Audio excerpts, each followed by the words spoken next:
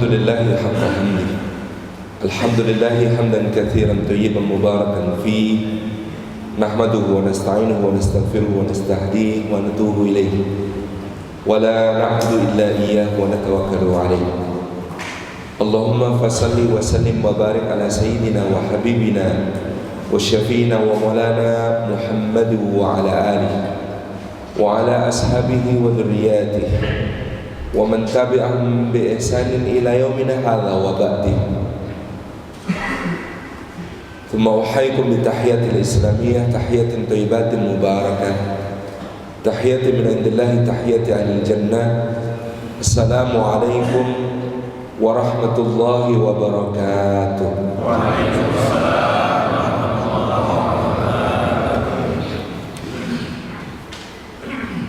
Hadratul mukarramin, para alim, para ulama, para asatid, para ustadzat yang senantiasa kita nantikan bimbingannya untuk umat.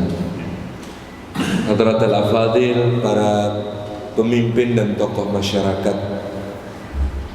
Hadirin hadirat jamaah salat subuh yang dimuliakan oleh Allah Subhanahu wa ta'ala. Segala puji kita haturkan kepada Allah Azza wa Jalla yang menghimpunkan kita pada pagi yang indah ini di dalam lapis-lapis keberkahan. Berkah di dalam tempatnya, di rumah Allah. Mudah-mudahan setiap langkah yang kita tempuh menuju ke tempat ini tiap tapaknya menggugurkan dosa-dosa kita, meninggikan derajat kita di sisi Allah Subhanahu wa ta'ala, dan menjadi pemudah jalan kita semua menuju ke surga. Berkah di dalam waktunya, sebagian sejak sepertiga malam terakhir ketika Allah Azza wa Jalla turun ke langit dunia dan berfirman, manakah hambaku yang memohon ampun, aku ampuni. Manakah yang meminta rahmatku, aku sayangi. Manakah yang meminta karuniaku, aku akan memberi. Sebagian dari kita mendapatkan keberuntungan yang lebih baik daripada dunia dan seisinya dengan sholat sunnah fajar. Sebagian dari kita dan semua dari kita mendapatkan sholat subuh berjamaah yang senilai dengan qiyamul lail semalam penuh, yang disebutkan oleh Allah Subhanahu wa ta'ala, innal Qur'anal fajri kana mashhuda. Sesungguhnya bacaan Al-Quran di dalam sholat fajar yang berjamaah itu disaksikan oleh para malaikat. Semua amal anak Adam sesungguhnya disaksikan para malaikat, tetapi subuh persaksiannya khusus. Maka orang-orang ahli sholat subuh berjamaah adalah orang-orang VVIP, khawasul khawas di sisi Allah, yang kelak mendapatkan persaksian khusus dari para malaikat. Dan kita berada di dalam waktu yang didoakan oleh Rasulullah sallallahu alaihi wasallam, Allahumma barik li ummati fi bukuriha. Ya Allah, berkahilah bagi umatku di waktu pagi-pagi mereka. Dan kita berada di dalam duduk di majlis ilmu yang disebutkan oleh Rasulullah sallallahu alaihi wasallam, majtama'a qaumun fi baitin min buyutillah yatluna kitaballah wa yatadarasunahu bainahum illa ghasyiyatuhumur rahmah wa haffathumul malaikah wa nazalat alaihimus sakinah wa dzakarahumullahu fi man indah. Tidak berhimpun satu kaum di satu rumah di antara rumah-rumah Allah, di dalamnya mereka membaca kitab Allah dan mengkajinya, melainkan Allah mencurah-curahkan rahmatnya, menaungkan sayap-sayap malaikatnya, menurunkan sakinah ke dalam hati mereka, dan menyebut-nyebut namanya dengan bangga pada makhluk-makhluk mulia yang ada di sisinya. Mudah-mudahan kita semua mendapatkan fadilah-fadilah itu. Amin. Jamaah yang dimuliakan Allah, sebenarnya tema hari ini sudah selesai. Kalau penjenengan sholat subuh berjamaah, apalagi nanti duduk sampai syuruk, dunia ini sudah tidak ada masalah lagi. Tetapi memang kita perlu mengetahui apa hakikat dari persoalan-persoalan hidup yang kita hadapi. Menarik sekali ketika Allah Subhanahu wa ta'ala nanti dalam surah Al-Baqarah, a'udzubillahi minasyaitonir rajim, وَلَنَبْلُوَنَّكُمْ بِشَيْءٍ مِّنَ الْخَوْفِ وَالْجُوعِ وَنَقْصٍ مِّنَ الْأَمْوَالِ وَالْأَنفُسِ وَالثَّمَرَاتِ وَبَشِّرِ الصَّابِرِينَ. Fasadaqallahul adzim. Allah Subhanahu wa taala berfirman kepada kita semua dengan kalimat sumpah. Huruf wawu di dalam bahasa Arab memiliki beberapa makna. Yang pertama wawu ataf, yang paling kita fahami biasanya wawu yang menjadi penyambung satu kalimat dengan kalimat berikutnya, disebut wawu penghubung atau wawu ataf. Tetapi ada juga wawu qasam, wawu sumpah. Wawu sumpah itu dimaknai bukan dan tetapi demi. Selain wawu yang diletakkan di depan nama Allah sebagai sumpahnya hamba, atau di depan nama makhluk-makhluk istimewa sebagai sumpahnya Allah, maka huruf wawu kalau diletakkan di depan wazan la yaf'alanna, maka dia menjadi sumpah. Demikian pula di dalam ayat ini walanabluwannakum. Ini makna wawunya bukan dan tetapi demi, karena ini bentuk sumpah. Allah Subhanahu wa taala bersumpah demi. Mesti Allah kalau bersumpah tidak harus menunjuk sesuatu sebagai bagian dari sumpahnya. Berbeda dengan kalau kita bersumpah, kita wajib menyebut asma Allah. Wallah misalnya. Walladzi nafsi biyadihi misalnya. Seperti Kanjeng Nabi SAW kalau bersumpah, walladzi nafsi Muhammadin biyadihi. Kalau Allah bersumpah tidak harus menyebut sesuatu. Maka walana beluannakum, Allah bersumpah demi, pasti akan kami timpakan bala, ujian, persoalan, bencana, musibah kepada kalian. Maka yang namanya orang hidup pasti ada masalah, yang namanya orang hidup pasti ada persoalan, yang namanya orang hidup pasti kemudian dia menghadapi ujian-ujian. Walana beluannakum, karena Gusti Allah bersumpah semua kita ini akan diuji, semua kita ini akan ditimpai bala, ditimpai musibah untuk menguji bisyai'in, tetapi Allah berjanji bisyai'in. Makna syai' sesuatu, makna syai' diantaranya juga adalah sedikit, tidak banyak. Ujian itu tidak banyak. Berapa batasnya? La yukallifullahu nafsan illa wus'aha. Tidak akan Allah itu membebani satu jiwa melainkan sebatas kesanggupannya. Maka siapa yang diuji dengan sesuatu, berarti Allah telah mengukur kemampuannya. Dia insya Allah sanggup untuk menghadapinya, sehingga ujian itu tidak pernah menguji kemampuan, tetapi ujian itu menguji kemauan kita untuk kemudian menghadapinya. Kenapa menghadapi? Karena tugas kita memang menghadapi, bukan tugas kita mengatasi. Karena yang mengatasi itu yang maha di atas, hanya Allah Subhanahu wa ta'ala.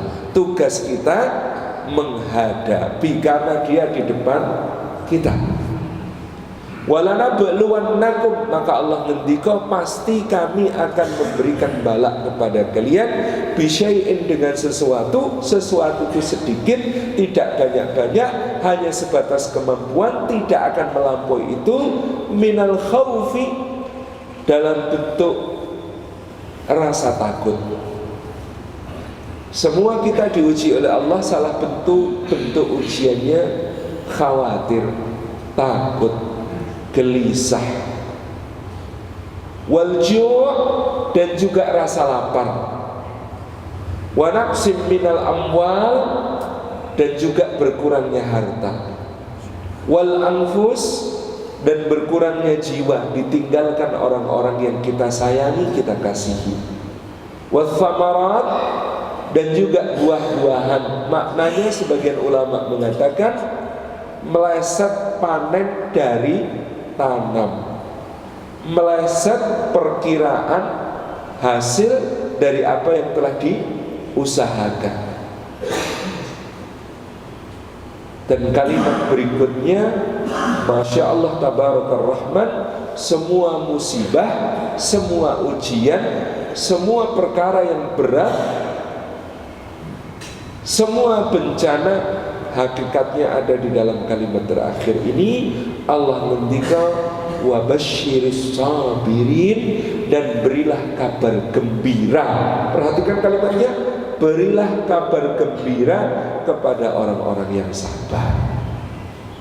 Ternyata hakikat semua ujian, musibah, bala bencana yang menimpa manusia itu adalah kabar gembira.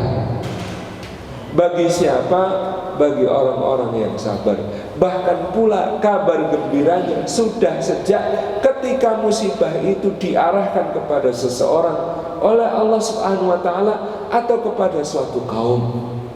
Dalam sebuah hadis Imam Al-Bukhari dan Imam Muslim, Nabi sallallahu alaihi wasallam ngendika, "Idza ahabballahu qauman ibtalahum." Apabila Allah mencintai satu kaum, Allah menimpakan bala kepada mereka. Apabila Allah Subhanahu wa taala mencintai suatu kaum, maka Allah Azza wa Jalla menimpakan bala musibah kepada mereka. Kenapa?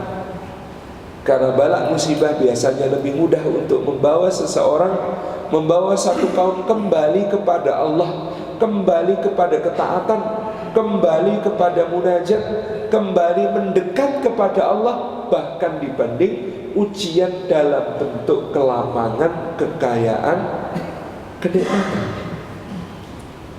Maka apabila Allah mencintai satu kaum, ditimpakan bala. Ketika kemudian sabar, berlipat-lipat kabar gembira. Apa kabar gembiranya orang-orang yang sabar, yang menjadi hakikat dari semua musibah? Pertama, Bapak Ibu yang dirahmati oleh Allah Subhanahu wa taala,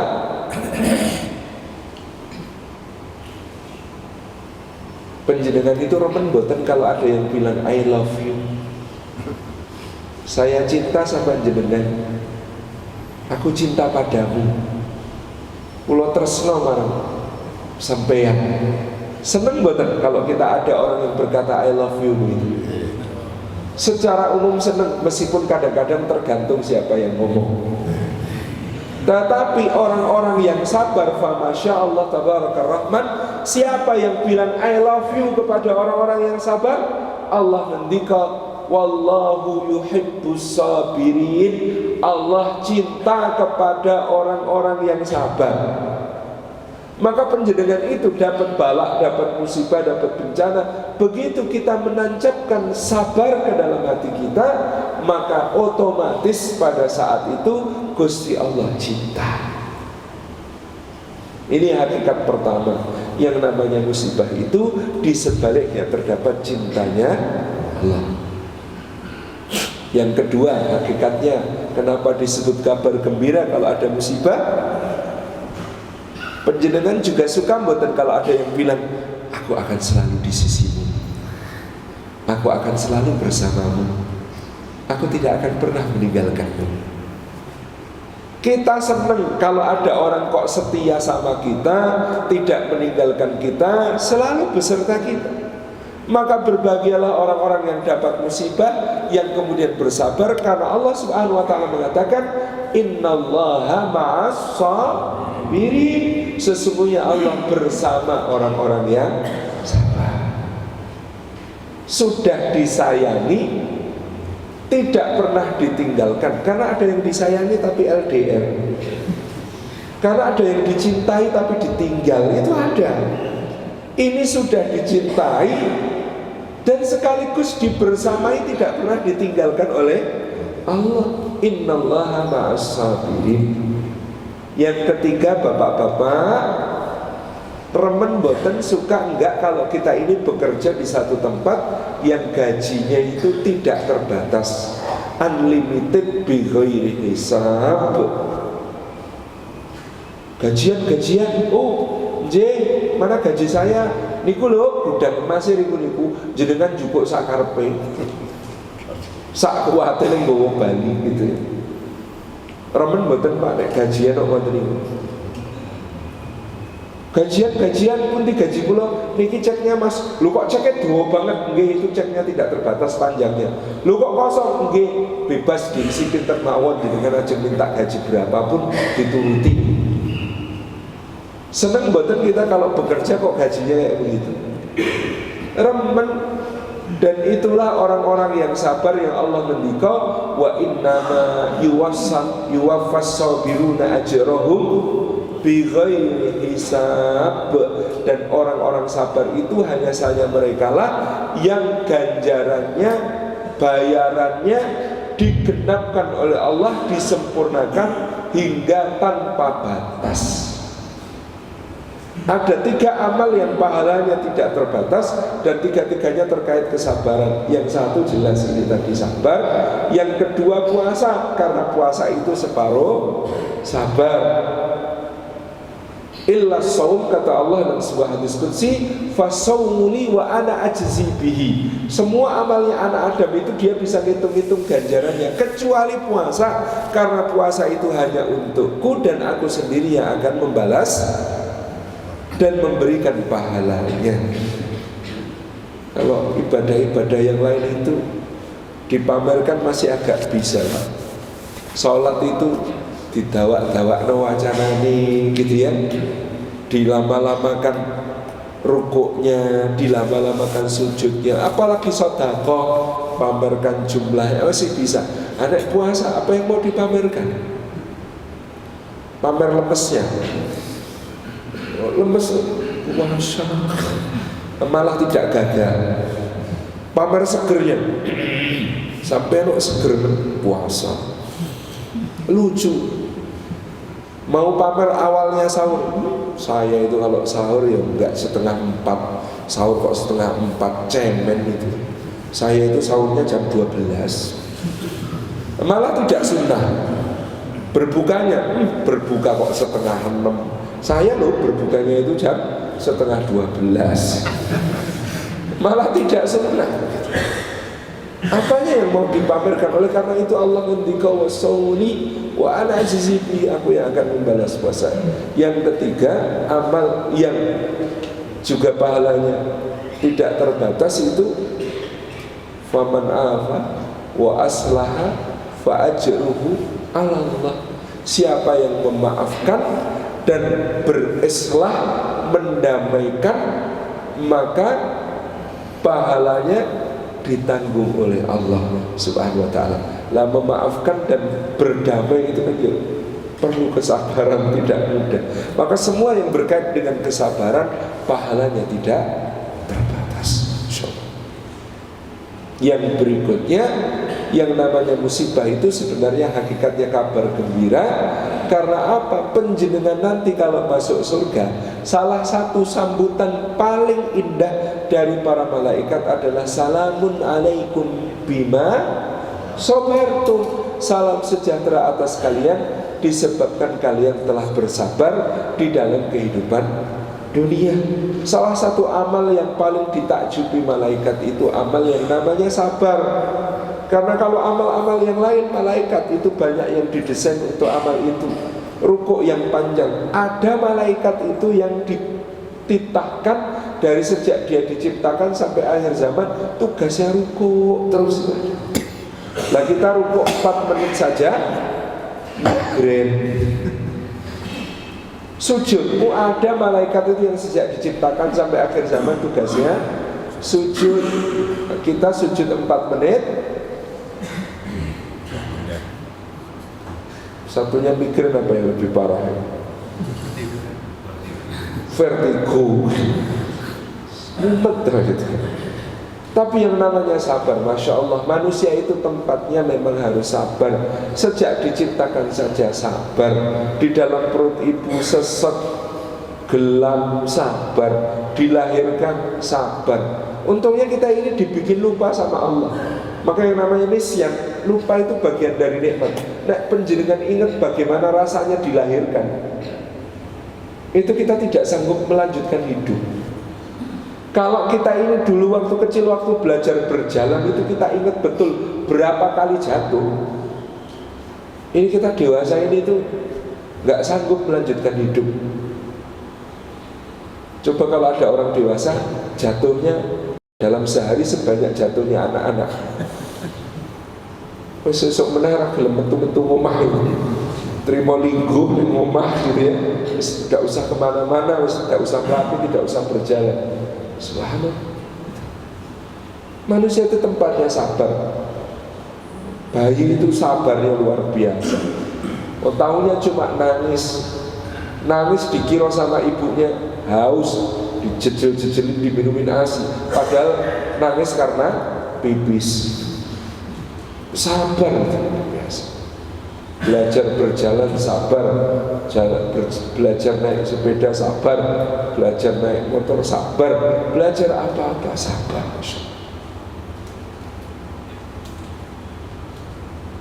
Dan seperti disebutkan oleh Allah Subhanahu wa taala di lanjutan ayat dalam surah Al-Baqarah tadi, ulaika alaihim shalawatun mir rabbihim wa rahmah wa ulaika humul muhtadun. Maka yang demikian itu adalah orang-orang yang di atas mereka mendapatkan sholawat, jaminan kebaikan dari Allah dan juga kasih sayangnya, plus mereka itu orang-orang yang mendapatkan petunjuk. Kuncinya apa? Hakikat dari semua masalah, semua persoalan menikah adalah inna lillahi wa inna ilaihi raji'un. Sebenarnya kalau kita memahami hakikat kalimat menikah, Masya Allah, pepak. Kados wonten swarga saweg mbatos sampun medal. Masya Allah. Jadi Allah Subhanahu wa ta'ala itu memberikan kepada kata kalimat hakikat kesabaran dengan mendika. Siapakah orang-orang sabar itu? Alladzina idza asabatuhum musibatun qalu inna lillahi wa inna ilaihi raji'un. Sesungguhnya kita semua itu kagungan Gusti Allah, miliknya Allah, dan kepada Allah Subhanahu wa ta'ala kita semua akan kembali. Hakikat semua kesabaran itu hulunya satu kalimat ini. Kalau kita yakin kita semua milik Allah, maka kita kemudian juga yakin yang mengatur seluruh hidup kita itu Gusti Allah, yang maha benar tidak pernah keliru, yang maha adil tidak pernah zalim. Kalau sudah begitu, mau diatur kayak apa hidup kita, wes terima-terima wae. Wong kita ini miliknya Allah, ya terserah Allah. Mau diapain saja sama Gusti Allah, wong miliknya Dia. Kita haknya apa untuk protes-protes? Karena kita memahami hakikat inna lillahi.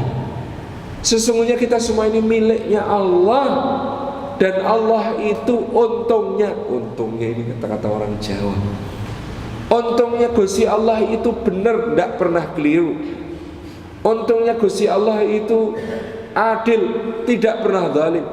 Untungnya Gusti Allah itu hakim, bijaksana, tidak pernah sembarangan di dalam mengatur segala urusan kita. Maka semua yang terjadi dalam hidup kita, kita mau nyalain siapa? Gak ada. Dapat musibah ini, dapat musibah itu, hilang ini, hilang itu, kehilangan ini, kehilangan itu. Semuanya itu kalau kita menyadari hakikat inna lillahi, kita ini miliknya Gusti Allah, maka menjadi ringan semuanya. Oh, Gusti Allah yang ngatur, gak pernah keliru, gak pernah aniaya, maha adil, tidak pernah zalim. Kadang-kadang kita merasa Gusti Allah itu keliru dan zalim karena kita tertutup dari hakikat dan kesadaran ini. Ada orang lah ngelihat kebun semangka, di tepi kebun semangka ada pohon beringin. Dia lihat, ya Allah, panjenengan itu kok tidak adil. Loh, kenapa? Pohon semangka itu cuma merambat-merambat kecil di bawah, kok buahnya gede. Pohon beringin itu pohonnya tinggi besar menjulang, lah tapi kok buahnya kecil. Ya Allah, nggak adil. Pohon kecil kok buahnya besar, pohon besar kok buahnya kecil. Lalu karena kepanasan dia berteduh di bawah pohon beringin. Tidak lama kemudian ada satu buah beringin jatuh dari atas kena kepalanya. Duk. Maka tidak lama kemudian dia langsung teriak, "Ya Allah, Engkau memang maha adil." Loh kok bisa? Iya, kalau buah beringin sebesar buah semangka, mate saya katanya. Kita belum tahu hakikat kadang-kadang sebelum kemudian tersingkap oleh kenyataan yang terjadi. Tetapi sebenarnya dengan hati yang beriman, kalau yakin inna lillahi, yakin bahwa kita semua miliknya Gusti Allah, aman Pak. Semua musibah itu menjadi ringan. Apalagi kalau kita ingat wa inna ilaihi raji'un, kepada Allah kita bakal kembali. Kalau kita mau sabar, terdapat ganti yang lebih baik dari semua kehilangan kita. Kalau kita mau sabar, terdapat pahala yang tidak terbatas dari apa yang telah menimpa kita. Insyaallah. Tema kita pagi hari ini solusi atas persoalan-persoalan hidup.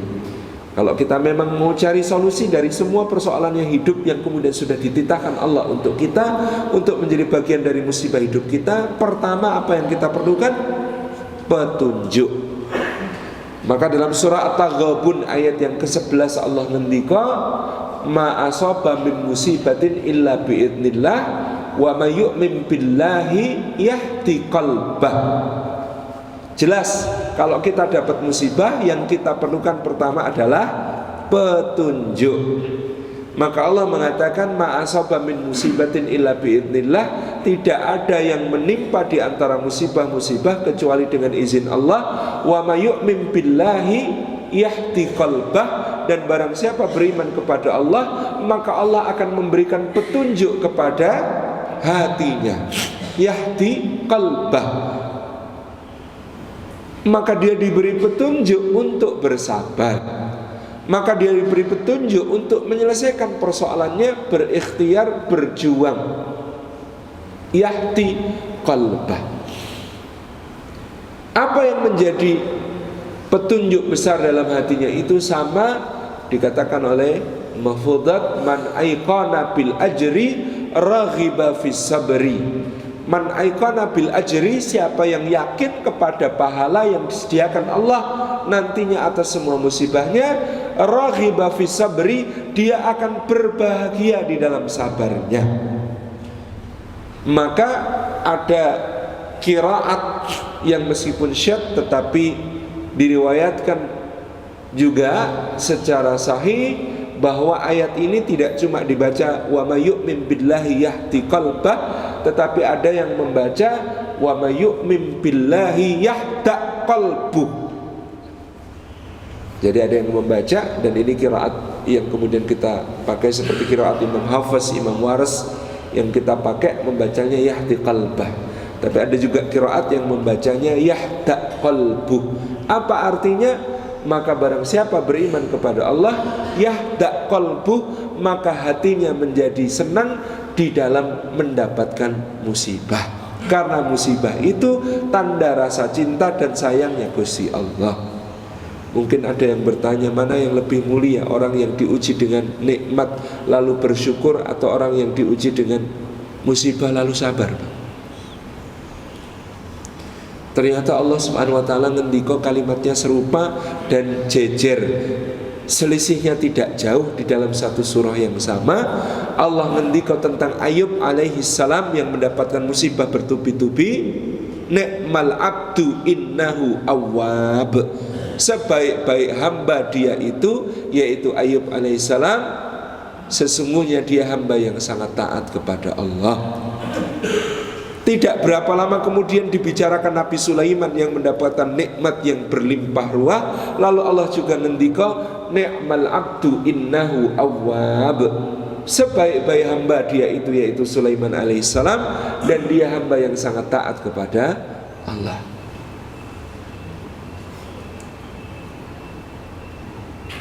memang ujiannya masing-masing. Dan tidak bisa iren-irenan, karena hidup itu wang sinawang. Kita tidak bisa mengomentari orang, wah enak ya jadi dia. Orang ngerasake kok komentar. Kadang-kadang kita melihat hidup orang lain lebih mudah daripada kita, kita suka membanding-bandingkan. Padahal kalau kita yang menjalani juga belum tentu. Waktu anak saya yang pertama lahir tahun 2007, itu bapak mertua saya datang, kita di sebuah rumah sakit ibu dan anak milik seorang dokter spesialis kebidanan dan kandungan. Begitu dokternya datang, bapak mertua saya itu komentar, wah sekecong ya bu jadi penjenengan, sekecong ya bu, enak ya bu jadi dokter kayak penjenengan.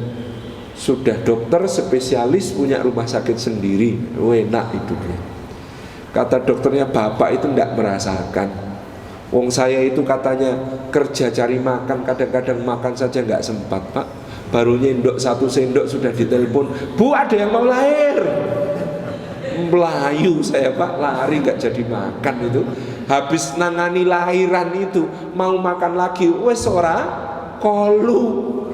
Sudah lihat darah berceceran, tumpah ruah, wes ora nafsu lagi makannya pak. Maka penjenengan lihat saya ini katanya kerja cari makan, tapi sering nggak sempat makan. Saya kurus kayak begini pak, nggak sama dengan bapak yang hidupnya tentrem lemu kayak begitu. Wang sinawang betul. Wa may yu'min billahi yahdi qalbah. Maka yang pertama, kalau kita mau mendapatkan solusi dari masalah kita, mendapatkan petunjuknya Gusti Allah atas semua masalah kita, iman.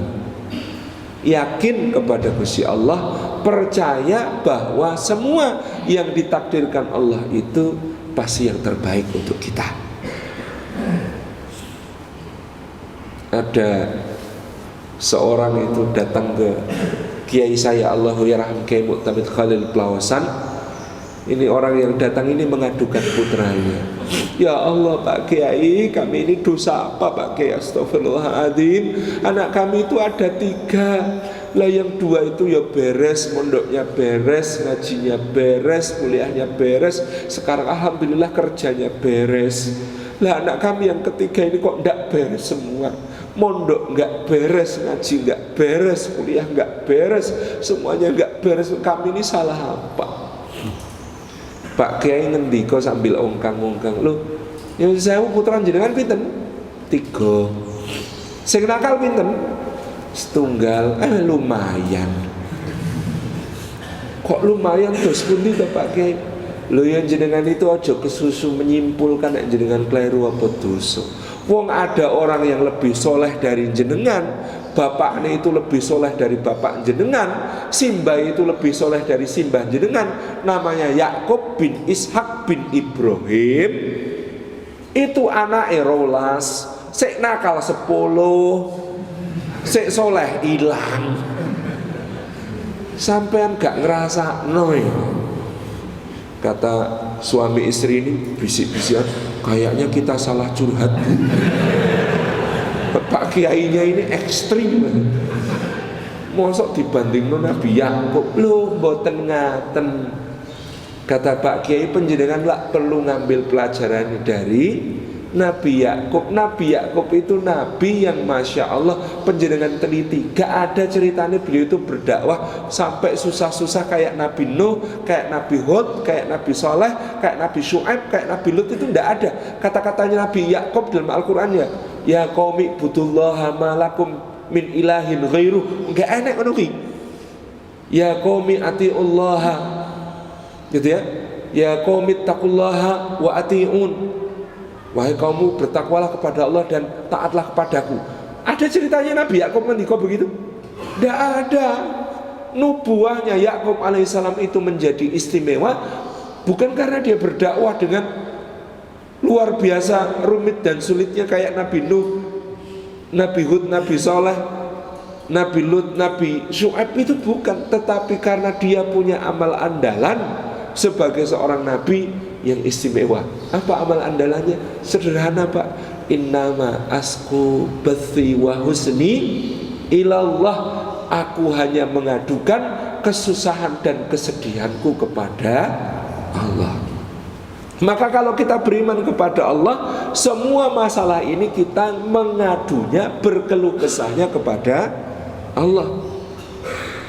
Tidak elok kalau kita mengadu kepada manusia, berkeluh kesah kepada manusia, karena berarti kita mengadukan zat yang maha perkasa lagi maha bijaksana kepada manusia yang tidak punya daya, tidak punya kekuatan, lagi bodoh.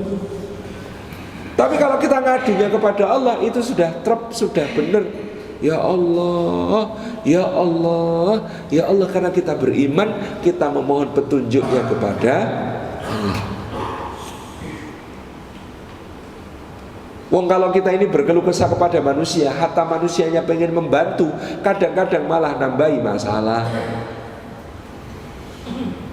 Ada anak, Pak, dibelikan celana sama ibunya.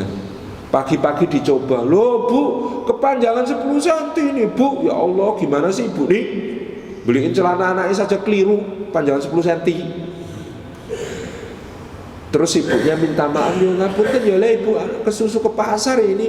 Ya wes sabar dulu ya, kata ibunya. Terus dia ngomong lagi sama bapaknya, Pak, ini ibu ini gimana? Masa beliin celana anaknya sendiri kepanjangan 10 cm, apa ndak apal ukurannya? Oh bapak mau ke kantor ya, sabar ya. Ngomong juga sama Mas yang mau kuliah.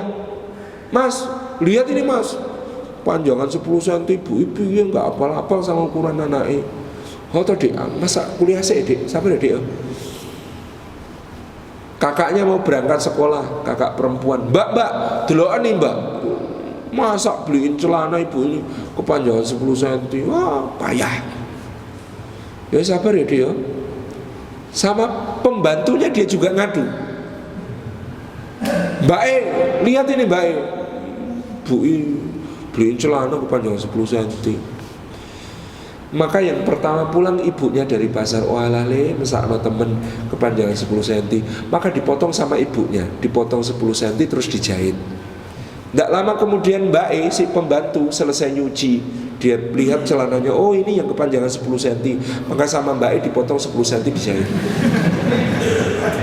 Agak siang bapaknya pulang dari kantor, oh ini toh yang kepanjangan 10 cm. Ya wes kini tak jahit no, dipotong 10 cm dijahit.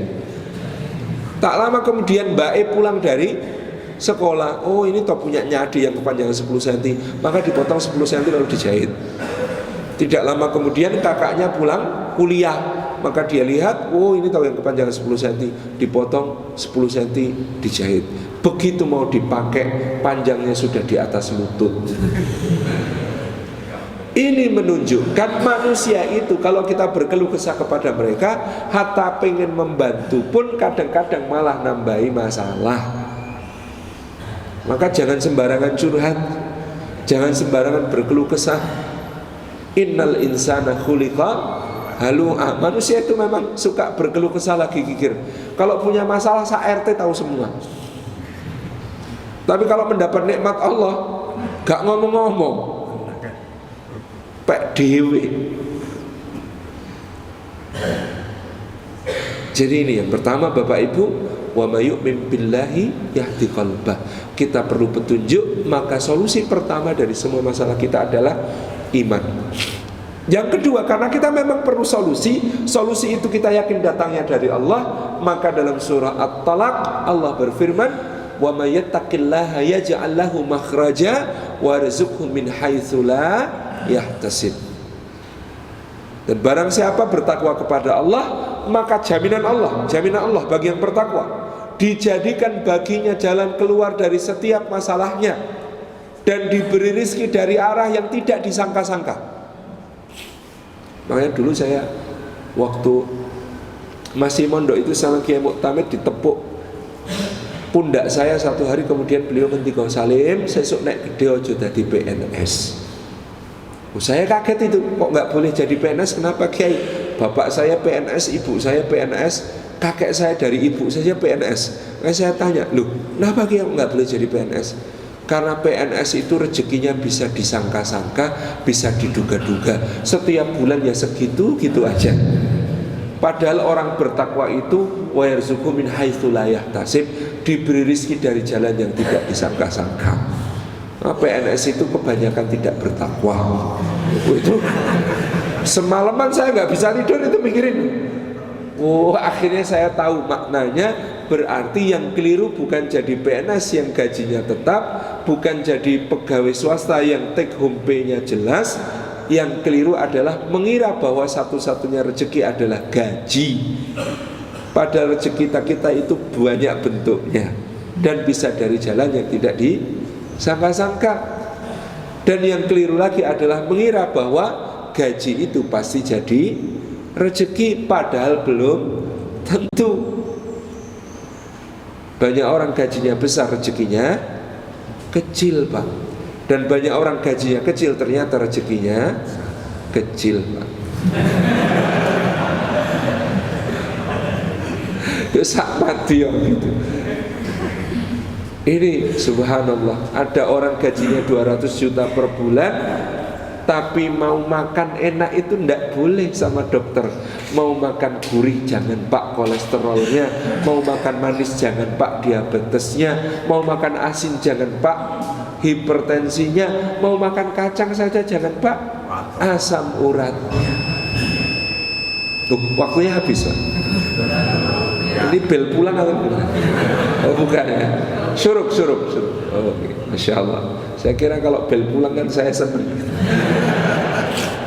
Jadi Masya Allah gitu ya. Ini jaminannya Gusti Allah. Orang bertakwa itu dapat jalan keluar, sekaligus sesuatu yang membuat dia mudah bersyukur. Sesuatu itu kalau tidak kejutan Pak, kita jarang mensyukuri. Contoh penjenengan bernafas itu pakai udara. Jarang dari kita itu yang berdoa minta udara dan mensyukuri udara yang dipakai bernafas. Minum air begini, jarang kita mensyukuri air yang kita minum karena rumangsane kita itu hak kita. Ya wis men bendina entuk ya entuk. Padahal kalau Gusti Allah menghentikan sedikit saja dari nikmat yang diberikan kepada kita, subhanallah. Bisa ngelihat, itu kita jarang mensyukuri kita bisa ngelihat. Padahal nek pet gitu, terus mata kita itu ditutup oleh Allah Subhanahu wa ta'ala, ya jodoh tenan itu. Maka wa yarzuqhu min haitsu la yahtasib, diberi rezeki dari jalan yang tidak diduga-duga, itu termasuk cara Allah meningkatkan kemampuan hambanya untuk bersyukur kepadanya. Jadi kalau kita perlu solusi, makhrajat, jalan keluar dari semua masalah setelah iman, solusi kedua takwa. Yang ketiga, solusinya adalah wasta'inu bisabri wassalah, innallaha ma'as sabirin. Dan mintalah pertolongannya Allah dengan sabar dan salat. Salat maknanya nyambung. As-salah, as-silah. Salat itu maknanya connect dengan Gusti Allah. Makanya orang yang salat itu kayak ngecas, baterainya disambung Pak, dengan daya yang tidak pernah habis. Sinyalnya disambung Pak. Kita ini kayak handphone ini loh Pak. Nek gak enek sinyalnya ya ora kena tinggu, paling minggu nge-game. Tetapi kalau dia connect, nyambung, maka dia bisa digunakan untuk berbagai macam hal. Maka manusia itu perlu as-salah, perlu connect, nyambung dengan Gusti Allah. Salat yang sebenar-benarnya salat, maka tadi disebutkan ilal musallin, siapa orang-orang yang salat, alladzina hum ala salatihim daimun, orang-orang yang tetap dawam, sambung sinambung sholatnya. Kalau setelah subuh sudah kepengen duhur, kalau selesai duhur sudah rindu asar, kalau selesai asar sudah sangat kebelet maghrib, kalau selesai maghrib tidak tahan nunggu isya. Itu namanya sholatnya dawam. karena sambung sinambung. Seperti yang dikatakan juga Imam Al-Ghazali, kalau sholat kita khusyuk, kalau subuhnya khusyuk, antara subuh sampai duhur tercegah dari keji dan mungkar. Kalau sholat duhurnya khusyuk, antara duhur sampai asar tercegah dari keji dan mungkar. Kalau sholat asarnya khusyuk, antara asar sampai maghrib tercegah dari keji dan mungkar. Begitu seterusnya sampai akhir hayat kita.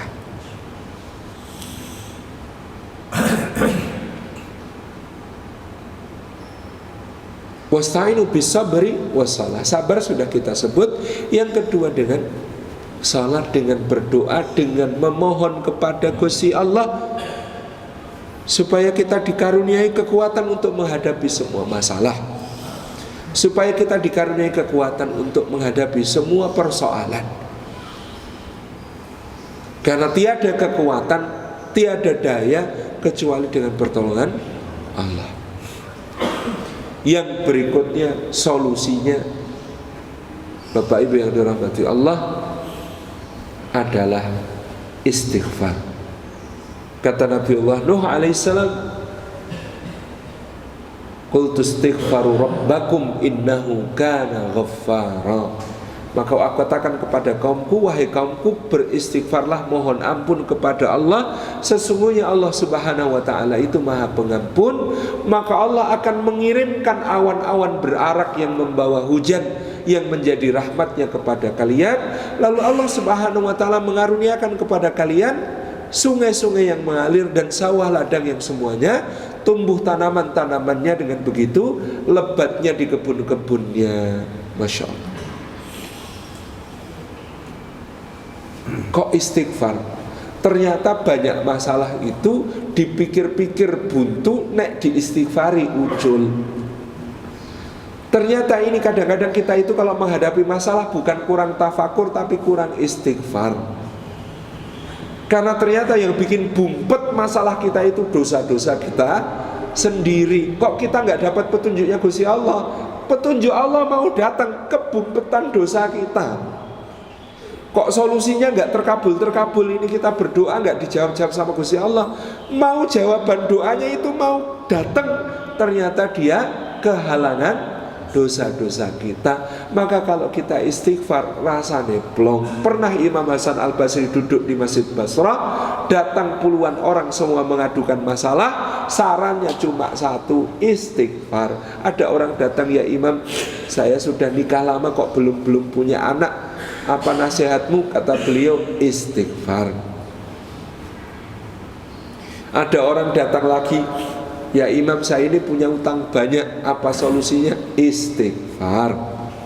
Ya Imam, saya ini dulu orang terhormat, sekarang kena fitnah, nama saya jadi jelek di tengah masyarakat, sempit hidup saya karena itu, apa solusinya? Beliau mengatakan istighfar.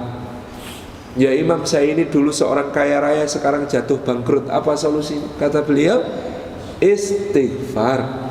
Ya Imam, saya ini keluarga saya penuh masalah, dengan istri ada masalah, dengan anak ada masalah, apa solusinya? Saya jawab beliau, istighfar. Maka Masya Allah, iman, takwa, sabar, salat, istighfar. Yang berikutnya, perjuangan kita sejauh kemampuan kita mengikhtiarkan sebab. Tapi jangan merasa ikhtiar kita yang akan melahirkan solusi, karena semua solusi dari Allah.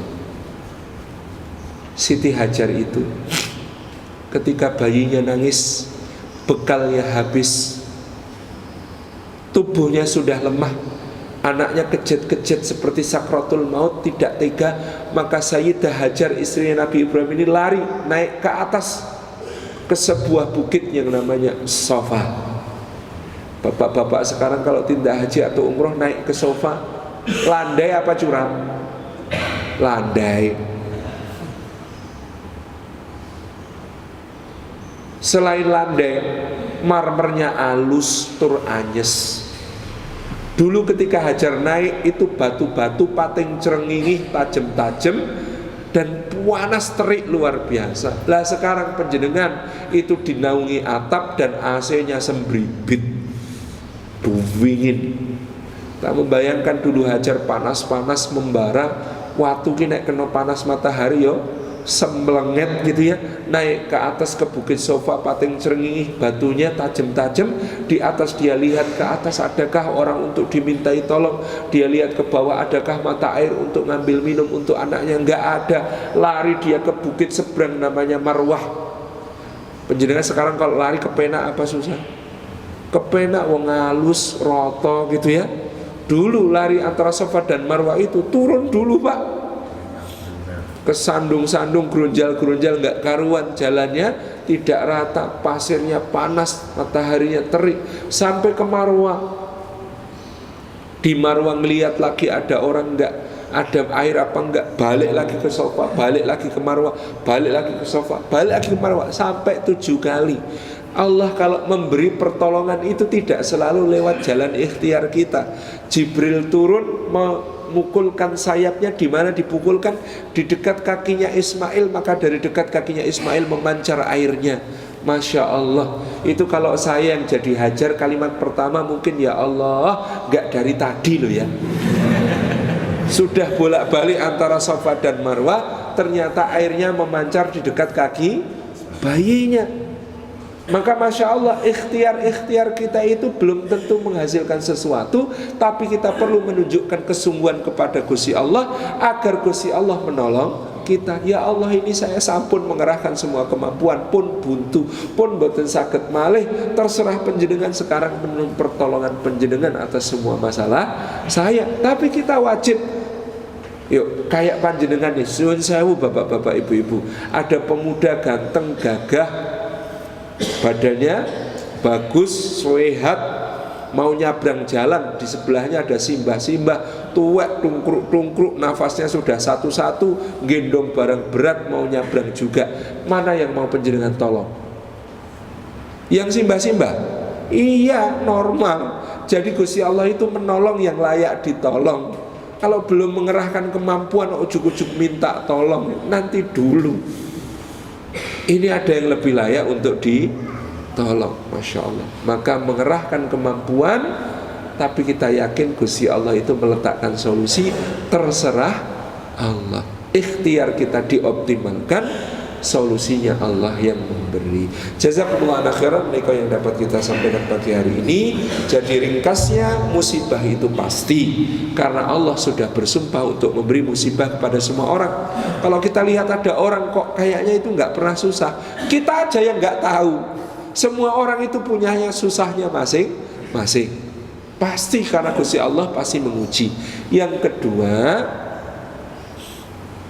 hakikatnya musibah itu kabar gembira, karena kita ini dicintai, dibersamai, diberi balasan tidak terhingga, disambut malaikat, mendapatkan salawat, rahmat dan hidayah ya Allah. Yang berikutnya, solusi dari persoalan kita adalah 1. Iman, 2. Takwa, 3. Sabar dan sholat, yang keempat istighfar, yang kelima ikhtiar sejauh kemampuan. Perkataan yang dapat kita sampaikan. Wassalamualaikum warahmatullahi wabarakatuh.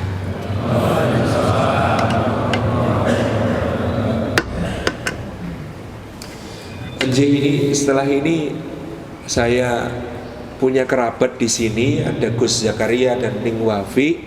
Ini mohon doa dari Bapak Ibu sekalian, mohon doanya karena membuka calon pesantren baru untuk tahfidzil Quran, namanya pesantren Al Hidayat 3 di, kalau tidak salah di Gang 9 di Ketintang ini. Insyaallah kita doakan mudah-mudahan menjadi pesantren yang berkah, menjadi tempat belajar yang penuh dengan kebaikan insyaallah. Jazakallah.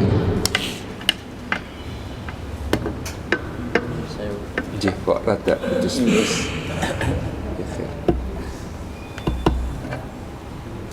Mohon izin.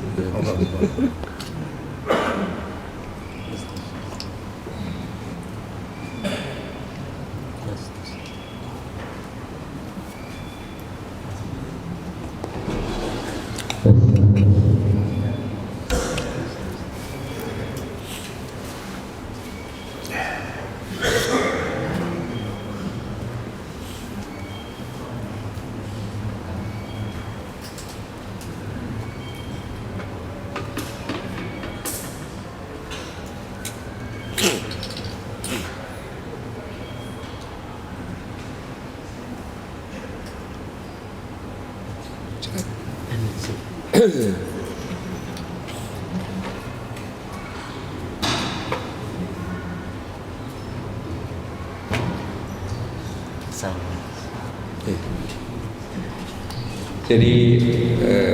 menikah saya sebentar lagi setelah pengajian menikah sowan ke pesantrennya Gus Zakaria dan Iqbafi di Gang 9, pesantren Tahfidzul Quran Al Hidayat. Mohon doa restu dan juga sokongan dari bapak-bapak ibu sekalian sebagai masyarakat sekitar. Mugi-mugi doanya menjadi pesantren yang penuh berkah, menjadi tempat thalabul ilmi yang menebarkan berkah juga bagi sekelilingnya. Lihadhihi niyah al-Fatihah. Alhamdulillahirabbil alamin. Ghairil maghdubi 'alaihim waladdallin. Matur nuwun mekaten, saya kira tidak perlu tanya jawab ya. Sampun jelas. Insyaallah kantum kita lampahi. Mudah-mudahan Allah memberi kekuatan kita untuk menghadapi segala persoalan hidup dan meninggikan derajat kita dengan semua ujian-ujian tersebut. Alhamdulillahirabbil alamin. Sampun syurup monggo ingkang badhe salat isyraq yang menghendaki tetap i'tikaf di masjid ataupun berkegiatan sanes, falyatafadhalu. Assalamualaikum warahmatullahi wabarakatuh. Oh, masyaallah. Ji. A'udzu billahi minasyaitonir rajim. Bismillahirrahmanirrahim. Alhamdulillahi rabbil alamin hamdan syakirin hamdan na'imin hamdan yuafi ni'amahu wa yukafi'u mazidah. Ya Rabbana lakal hamdu kama yanbaghi li jalali wajhika wa 'azimi sultanik. Allahumma fassalli wa sallim wa barik ala sayyidina wa habibina wa syafiina wa maulana Muhammad ibn Abdullah wa ala alihi wa ashabihi wa mawala. Wardallahumma an sadatina Abi Bakrin wa Umar wa Utsman wa Ali wa an kulli sahabati Rasulillahi ajma'in. Warda anna ma'hum bi rahmatika ya arhamar rahimin. Allahumma fil lil mu'minina wal mu'minat wal muslimina wal muslimat al ahya'i minhum wal amwat innaka sami'un qaribun mujibud da'wat ya qadiyal hajat. Rabbana ighfir lana wa li ikhwanina alladhina sabaquna bil iman wa la taj'al fi qulubina ghillan lil ladzina amanu rabbana innaka ra'ufur rahim. Rabbana ighfir lana wa li walidina warhamhum kama rabbayana shighara. Allahumma inna ala dzikrika wa syukrika wa husni ibadatik. Allahumma aslih lana dinana alladhi wa ismatu amrina wa aslih lana dunyana allati fiha ma'ashuna wa aslih lana akhiratana allati ilaiha ma'aduna ya dzal jalali wal ikram. Allahumma inna nas'aluka ridhaka wal jannah wa na'udzubika min sakhatika wan nar. Allahumma inna nas'aluka al huda wat tuqa wal afafa wal ghina. Allahumma inna nas'aluka salamatan fid dini wa afiyatan fil jasad wa barakatan fil rizqi wa ziyadatan fil ilmi wa taubatan qabla al maut wa rahmatan indal maut wa maghfiratan ba'dal maut. Allahumma hawin alaina fi sakratil maut wa najatan minan nar wal afwa indal hisab. Allahumma inna nas'aluka husnul khatimah. Allahumma inna nas'aluka husnul khatimah. Allahumma inna nas'aluka husnul khatimah. Allahumma inna na'udzubika min su'il khatimah. Rabbana hab lana min azwajina wa dhurriyyatina qurrata a'yun waj'alna lil muttaqina imama. Rabbana atina fid dunya hasanah wa fil akhirati hasanah wa qina adzaban nar wa adkhilnal jannata ma'al abrar ya azizu ya ghaffar ya rabbal alamin. Subhana rabbina rabbil izzati amma yasifun wa salamun alal mursalin walhamdulillahi rabbil alamin. Fatiha.